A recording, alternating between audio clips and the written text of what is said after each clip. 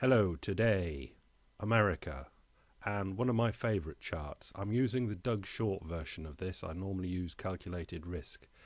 It's the Ceridian UCLA Pulse of Commerce chart, and it's the amount of diesel that's used. And I think this is a good representation of what's going on. Diesel used to truck stuff around and what have you. And it's the blue line at the bottom, which is the important one because Doug Short, in his wondrous ways, has made it adjusted for population growth. And you can see the amount of diesel being used is the same amount that was being used in 2004. And if you go back to the left a bit more, it's not much more that's being used 12 years ago. And it's not due to the United States turning green. If they could use more diesel, they would use more diesel, but the economy just isn't sparking. And quite frankly, that is representative of the stock market. It doesn't follow it, but the stock market's gone nowhere in 12 years either. The United States is, in fact, going nowhere. On a different, whole different ball game here. Share of owners' equity in household real estate. Totally clear for itself, it speaks. Share of owners' equity in household real estate. 1952, quite a long time ago, it was 80%, and it has, for various reasons and over various humps and bumps, come down to now 40% of owners' equity in household real estate. I would put that as the bank owns 60% of, or the banks own 60% of the real estate of the United States of America. Staying in the United States of America, but going political, and if there's a theme that goes on, and I don't give one of my chirpy little comments on anything, the theme of all this is life is difficult. It's very complicated. I often describe it as tricky. Obama calls for tough sanctions on Iran. The Obama administration called for tough international action to punish Iran for its alleged backing of a plot to assassinate the Saudi Arabian ambassador to the US, even as details of the bizarre story remain in question. We're in the process of uniting world public opinion towards continuing to isolate and condemn their behavior, said Joe Biden, vice president. Now, I first came across this, and what struck me was, you've got to be fucking joking. As in, if I was an important politician, I would say, this does not smell right. I want signatures right up and down the entire chain of the investigation into this, all signed off that this is 100% and completely genuine before I'm going on the television and saying anything but, we are looking into this. But then, life is tricky and complicated, and I'm not an American politician. Middle East and North Africa. Arab awakening deepens. No, it doesn't deepen. Well, it might deepen, but it actually depends on managing tensions. What began so promisingly in Egypt as a cross-confessional, that's different, I think it means different religions, or different variations of different religions, I'm not sure. Civic uprising in which young Muslims and Christians banded together with exemplary discipline and courage to bring down an autocracy, now risks descending into sectarian conflict. Sunday's attack on the Coptic Christian protesters in Cairo by the army and unidentified provocateurs, egged on by state broadcasters, is not just another routine sectarian flare-up. It points a dagger at the heart of Egypt's political revolution. Looking at the back bottom, next paragraph, it doesn't say.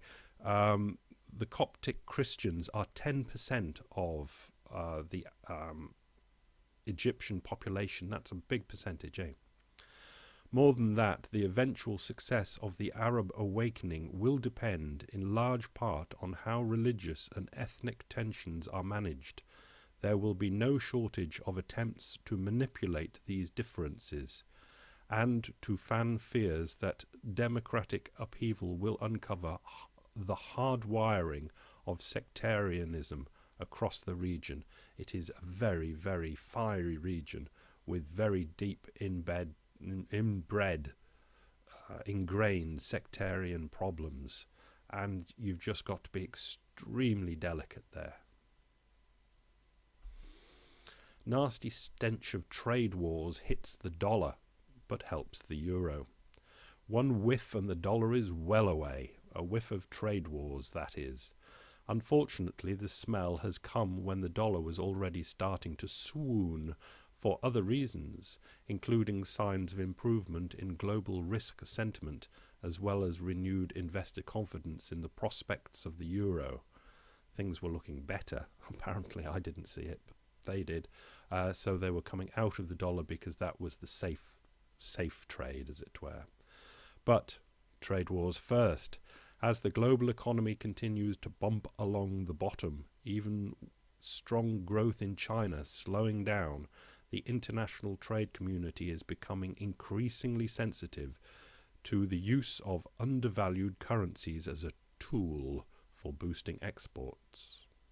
The US Senate, in particular, has become incensed by China's manipulation of the yuan, which is pegged to the dollar and only allowed by the People's Bank of China to appreciate at a very gradual pace. It voted on Tuesday to introduce tariffs on the imports of those countries, such as China, that are holding down their currencies. Nothing might come of it, but it's a very dodgy thing. You could even say it's tricky. Justice. Think progress, this is. Topeka, Kansas, repeals domestic violence law. In a disheartening turn of events, the City Council of Topeka, Kansas voted 7-3 yesterday to repeal the local law that makes domestic violence a crime. As Think Progress previously reported, decriminalizing domestic violence has been deemed a cost-cutting measure, as the City Council and District Attorney have both been unwilling to foot the bill to prosecute abuse cases. So, it seems as though it's optional. Wow. Interesting chart. Sons' earnings are more closely tied to fathers' earnings in the United States than Canada and much of Europe. These are the coefficients, whatever anyway. United States, not the worst, if you think it's bad. The worst is the United Kingdom, where generally you'll do what your daddy done. In the United Kingdom and in the United States. You can't get out of that. There's very, very low mobility. You will do what your daddy done. Basically, you can't get out of your class strata. Although they don't have class in the United States. But you'll do what your daddy done, if you understand that. Mid-range are France, Germany and Sweden, with vaguely strong stratification. But where you can just go and do whatever you want and be whoever you want to be in Canada, Finland, Norway and Denmark, with almost no correlation to what your daddy done. United States, the land of the free to do what your daddy done. Back over in Europe, Ireland needs to cut $4 billion to meet target. I'll go to the second paragraph. The European Union and the International Monetary Fund lenders require the government to reduce a budget deficit of about 10% of GDP this year to 8.6% in 2012. To reach that target, government ministers have said it will consider, at a minimum, 3.6 billion in spending cuts and tax rises in the 2012 budget. I think that'll be their fourth austerity budget on the run. But where are they running to? Nowhere. Why Greece, Spain and Ireland aren't to blame for Europe's woes, by Kash Mansouri. Kash Mansouri done good writing this article. If you have any doubts about this, read his article and see what he has to say. I'll read the first paragraph, seeing it's there. It's all Greece's fault. That's what a lot of Europeans secretly, or not so secretly, think, as they grumble at the prospect coming up of yet more money to bail the Eurozone out of its debt crisis. But what if that easy view of how Europe landed in its current predicament is not just simplistic, it is wrong? And Kash Mansouri goes on to show how it is wrong. The United Kingdom, just a snippet of an article about youth unemployment or general unemployment in the United Kingdom from the Financial Times. Shard End, part of the Labour-held Hodge Hill Westminster constituency, is one of Birmingham's unemployment black spots. A third of all those in the age group 18 to 24 are on job seekers allowance. In other words, they're not working. According to statistics published on Wednesday, the national youth jobless figure is fast approaching 1 million, the worst level since records began. There's no work. Oh, I'll do the accent all right, because they talk really funny from there. There's no work unless you've got experience. But how do you get experience if you can't get the work? Asks Aaron, explaining the bind in which many young people trying to enter the job market for the first time find themselves, the same situation they find themselves in many places around the world. Who lost Ukraine? Ukraine, in that horrible period that we're in, let's say, the breakup of the USSR and the new world of free countries. There are lots of satellite states that are trying to go alone and do their new thing. Who lost Ukraine? You do not need to believe that Yulia Tymoshenko is an angel to find the news of her 7-year prison sentence deeply depressing. I won't go into the details. The imprisonment of the former Prime Minister of Ukraine suggests that the high hopes of the Orange Revolution of 2004 have now dwindled away, and Ukraine is relapsing into crooked authoritarianism. The debate will now begin on who lost Ukraine. One obvious culprit is the European Union. The EU reacted scandalously slowly to the revolution in Ukraine. I'm not arguing that they should have let Ukraine into the Union immediately. It's a complicated process, and these things take a long time.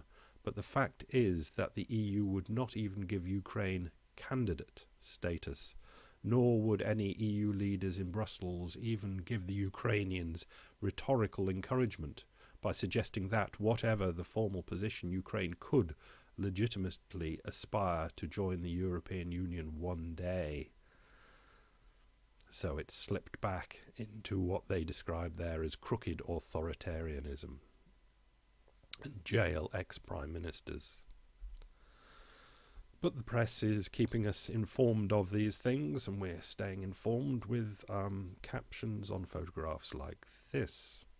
Slovakia voting on whether the EFSF bailout can go ahead, one of the 17 voting members there. Slovakia, just to give you a reminder of the trickiness of life, Slovakia cut off from the split up of Czechoslovakia.